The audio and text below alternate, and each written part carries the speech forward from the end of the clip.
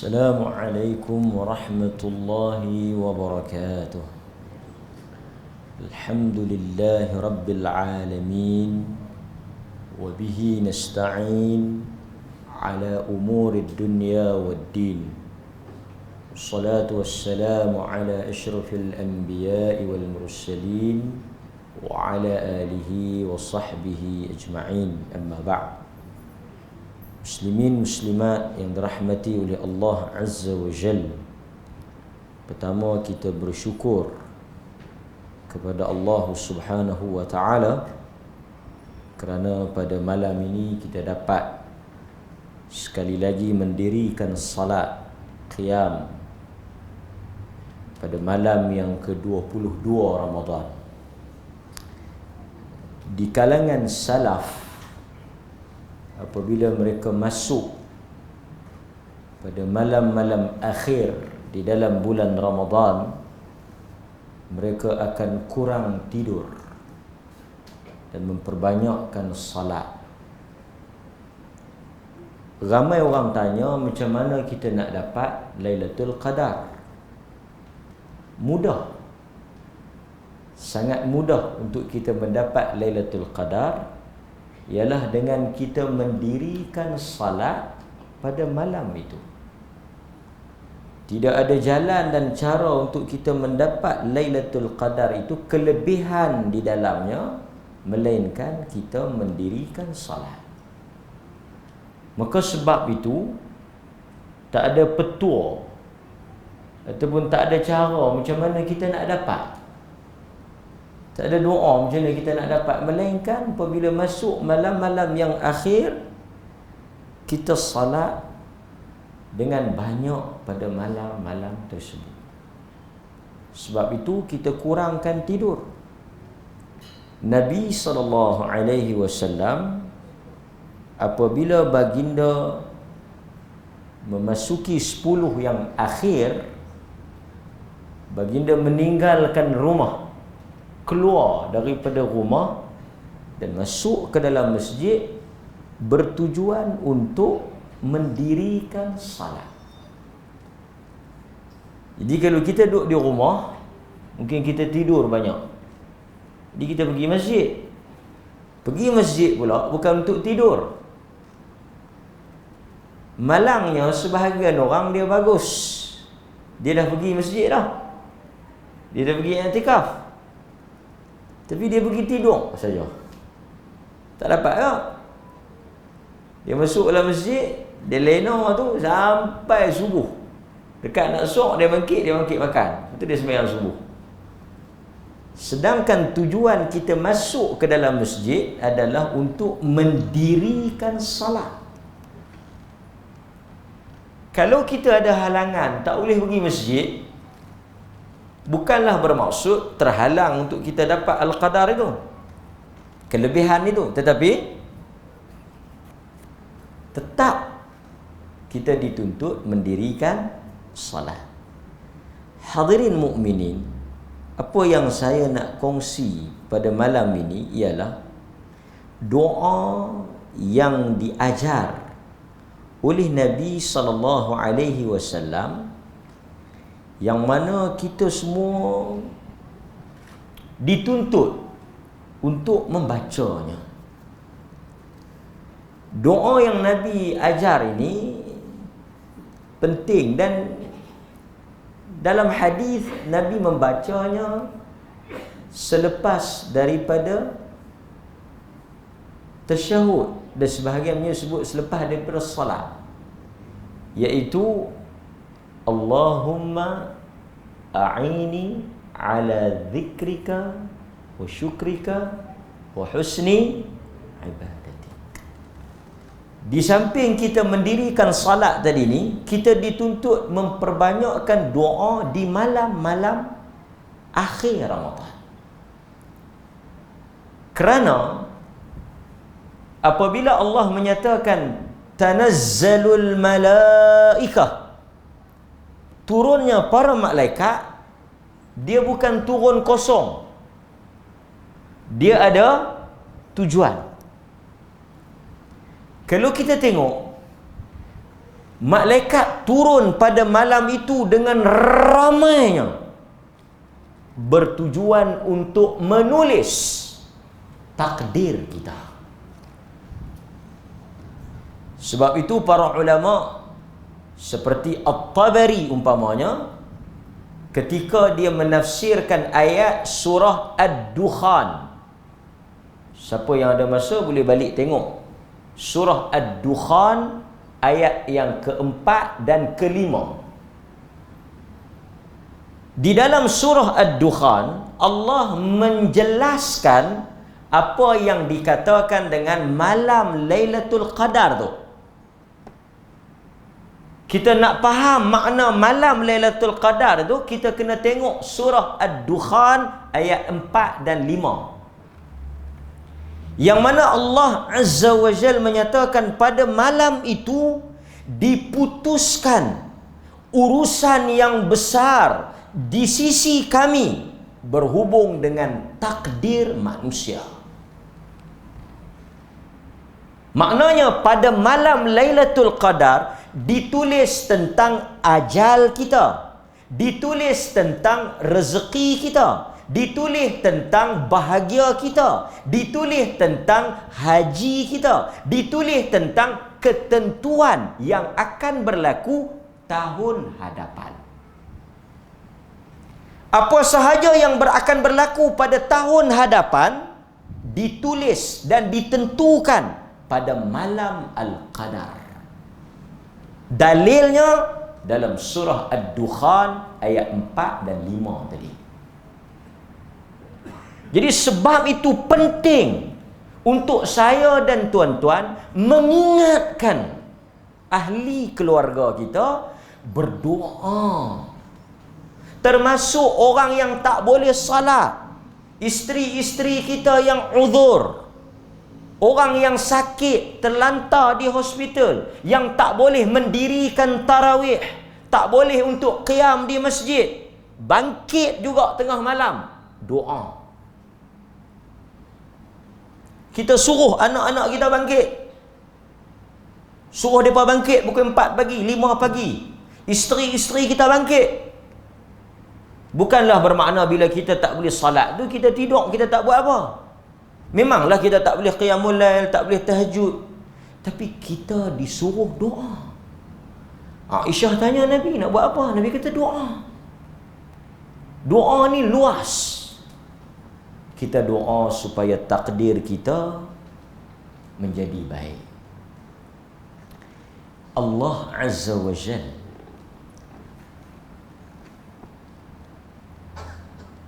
Dia bagi nikmat kat kita ni banyak. Kalau kita nak kira, kalau kita nak halusi nikmat kita ni, tak terhitung. Quran kata kalau kamu nak, wa in kuntum ta'uddu ni'matallaha, jika kamu nak kira, kamu nak menghitung nikmat yang Allah berikan kepada kamu, tak boleh kamu kira. Antara nikmat yang besar, Allah merezekikan kita untuk bangun malam. Tapi ramai orang dia tak rasa, kata dia boleh bangkit tengah malam tu nikmat. Dia tak rasa kata dia boleh bangkit tengah malam tu rezeki. Tuan-tuan boleh salat ni pun rezeki. Kerana bukan semua orang Allah rezekikan. Macam kita tengok ada orang dapat rezeki itu, ada orang tak dapat rezeki ni. Mendirikan salat, melakukan ibadat. Pasal itu Nabi baca tadi, Allahumma a'ini ala zikrika wa syukrika. Ya Allah, bantulah aku, tolonglah aku. Untuk apa? Untuk aku melakukan ibadah, berzikir dan bersyukur di atas nikmat yang kau bagi. Ada orang 90 tahun Allah rezekikan dia untuk salat. Ada orang 30 tahun Tuhan tak rezekikan dia. Allah buka. Sebab itu tuan-tuan, kita ada dua. Satu, hidayah. Hidayah tu apa? Hidayah ialah mengetahui yang mana betul dan yang mana salah. Dan semua orang dapat hidayah ni. Apa dia hidayah? Mengetahui yang mana betul, yang mana salah, yang mana disuruh dan yang mana dilarang. Tapi tak ramai orang dapat taufiq. Kita selalu sebutkan wabillahi taufiq wal hidayah. Kan? Manusia ni dia ada dua. Satu, dia mengetahui yang mana betul, yang mana salah, yang mana disuruh, yang mana diajar, yang mana tak. Itu peringkat pertama. Peringkat kedua apa? Peringkat kedua apa dia?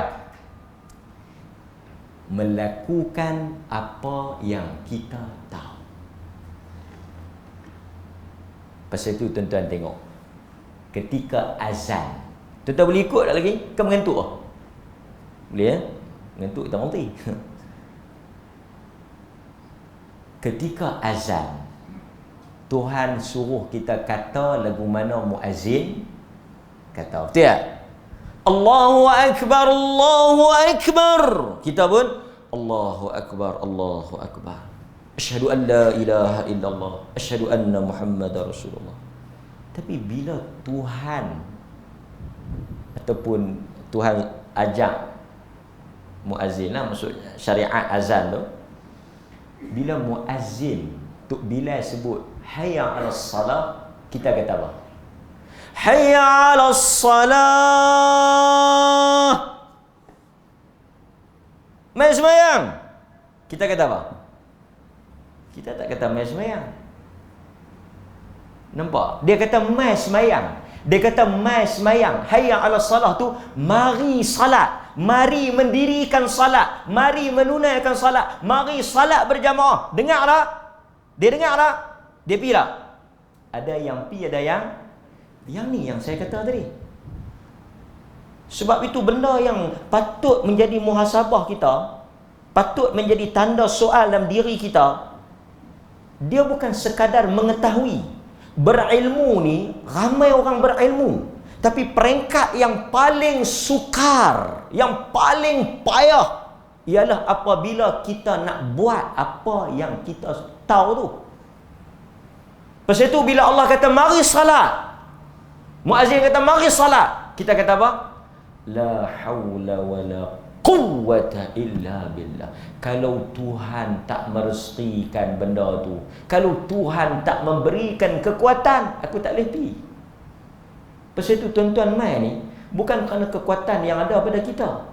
Sebahagiannya bukan larat pun. Tak larat, bertongkak gagah nak mai. Nak habis 8 rakaat pun jenuh. Tapi dia boleh mai. Dia boleh mai pasal Tuhan bagi. Pasal dia kata la haula wala quwwata illa billah. Kalau Tuhan tak bagi kekuatan, kalau Tuhan tak bagi kemampuan, aku tak sampai. Tapi Tuhan bagi, dia sampai. Pasal itu saya kata kita kena bersyukur banyak-banyak orang yang duduk di masjid ni. Pasal apa tuan-tuan? Pasal Tuhan bagi kekuatan untuk kita sampai.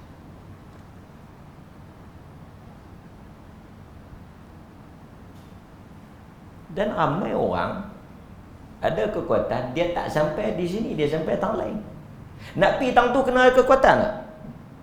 Tuan-tuan, perempuan, nak pi tempat-tempat lagu tu kena ada kekuatan tak? Parking jauh, berjalan punya jauh, berengkai nak mana. Kalau tak larat, tak boleh sampai tu. Kadang-kadang kita tengok, oi parking tu punya jauh nak berjalan. Kena ada kekuatan tak? Kena larat tak? Pi tu kalau tak larat tak boleh pi tu. Tapi dia sampai. Kita lalu kita tengok apa? Larat depa ni tu. Sanggup tu. Kuat parking tang ni boleh pi tu. Tapi kita tak rasa kata kita kuat ketika kita mai masjid. Sebenarnya mai masjid ni lagi payah tau. Tapi Allah bagi kekuatan untuk kita mai. Pasal itu bila Allah kata mari salat, kita kata apa? La haula wala quwwata illa billah. Sekali kita nak mengkit tengah malam, sekali kita nak mengkit nak qiyam. Kalau Allah tak bagi tak mengkit. Kita jangan kata kita orang muda-muda boleh mengkit lah, depa kuat lagi. Tobat tak boleh mengkit kan. Cuba tuan-tuan pergi tengok masjid yang buat qiyam. Berapa orang muda? Yang lain semua hak tua. Semua hak tua-tua. Kalau nak banding, sebab itu saya kata kekuatan ni bukan soal fizikal. Kekuatan, bila kita kata kuat ni, dia bukan soal kederat tubuh badan dia. Belum tentu. Orang muda yang boleh angkat besi, boleh kayuh gerek beratus kilometer, boleh kabat gunung, tak boleh mangkit tahajud. Pasal tu saya kata, orang tua nak angkat tongkat dia pun tak larat, nak tok langkah pun tidak nak tertomuh ya. Tapi dia sampai boleh mangkit tahajud. Tu kita kata kuat. Allah bagi rezeki. Tuan-tuan, kita nak habis bulan puasa. Saya pun tengok bertiga hari semua orang nak sambut raya. Nabi Allah Sulaiman alaihi salam, dia ada satu doa sangat cantik. Sulaiman ni apa dia tak ada? Nabi Allah Sulaiman alaihi salam, apa yang dia tak ada? Semua dia ada. Kerajaan yang besar, harta yang banyak, tentera yang ramai. Tentera dia bukan manusia ya, jin pun tentera dia. Dia boleh memahami bahasa binatang, makhluk. Semua tunduk pada Sulaiman. Tuan-tuan, kalau kita duduk pada tempat Nabi Allah Sulaiman, kita nak minta apa lagi? Kalau tuan-tuan, kita duduk pada kedudukan Nabi Sulaiman, agak-agak kita nak minta apa? Tuan-tuan bisa baca doa Nabi Sulaiman. Doa yang paling baik tuan-tuan, doa yang kita ambil terus daripada Quran. Kita kadang-kadang saya tak tahu ni sehari dua ni orang duk hantar tanya macam-macam doa. Doa boleh doa lah, tak ada masalah. Tapi doa yang paling baik, afdal, doa yang kita petik daripada Quran. Ni saya nak ajak 2-3 doa Quran ajak baca. Ni sehari dua depa duk hantar mesej tanya salat kafarah pula dah. Sebelum tuan-tuan tanya, saya jawab terus. Bila nak sembahyang? Salat kafarah? Takkan tuan-tuan tak boleh, saya boleh. Bila? Salat kafarah. Dia kata salat kafarah ni dibuat pada hari Jumaat yang terakhir di dalam bulan Ramadan. Tuan-tuan nampak? Salat kafarah hari Jumaat yang terakhir dalam bulan Ramadan. 4 rakaat kan? Palsu. Tak ada hadis yang sebut tentang salat ni. Allah dia kata palsu, palsu ni orang nak sembahyang pun tak boleh. Dia bukan masalah sembahyang, masalah menyandarkan sesuatu hak Nabi tak kata, tu masalah. Sedangkan amalan lain banyak. Sebab itu Abdullah bin Mas'ud, seingat saya, dia kata ittabi'u wa la tabtadi'u faqad kufitum. Sahabat Nabi kata ittabi'u, apa yang Nabi ajar ikut yang tu cukup. Wa la tabtadi'u, dan jangan kamu duk tokok tambah hak lain. Faqad kufitum, agama dah cukup. Salat kafarah ni tak ada dalam hadis Nabi. Nabi tak ajar. Bila Nabi tak ajar, tak ada dalam hadis, tetap payah amal. Dia kata orang duk buat. Orang bukan wakil Tuhan. Wakil Tuhan ni Nabi. Betul macam-macam betul. Saya pun boleh betul. Salat 8 rakaat hari Selasa akhir Ramadan. Tuan-tuan, hari Selasa nak masuk ni, akhir Ramadan, salat 8 rakaat. Salat apa tu? Salat Selasa terakhir Ramadan nama dia. Mereka ni boleh, tapi benda tak ada dalam hadis. Siapa yang tak rasa cukup dengan apa yang Nabi bawa, dia bermasalah pada iman. Nabi tak bawa, dia rasa macam tak puas, macam tak cukup. Dia rasa macam tak lengkap, macam tak. Dia kata, ish. Masalah. Hadirin mukminin. Allah Azza wa Jal, dia ajar kepada kita beberapa doa. Antaranya doa Nabi Allah Sulaiman dalam surah An-Naml ayat 19. Nabi-Nabi ni kalau kita tengok, Nabi Sulaiman dengan Nabi Yusuf, doa dia lebih kurang sama ya. Dan kita semua tuan-tuan pun kena ada satu sifat yang diminta dalam doa ni. Nabi Sulaiman macam saya kata, apa benda yang Tuhan tak bagi kat dia. Nabi Yusuf jadi menteri pembesar Mesir. Akhirnya dia jadi pemerintah Mesir. Tapi dia minta Allah. Nabi Allah Sulaiman diangkat kedudukan dia menjadi raja yang tak pernah ada dalam sejarah kerajaan sebesar Sulaiman. Tapi dia minta apa? Kita tengok doa dia. Dia kata Rabbi. Doa Sulaiman, tuan-tuan duk baca kan? An-Naml ayat 19.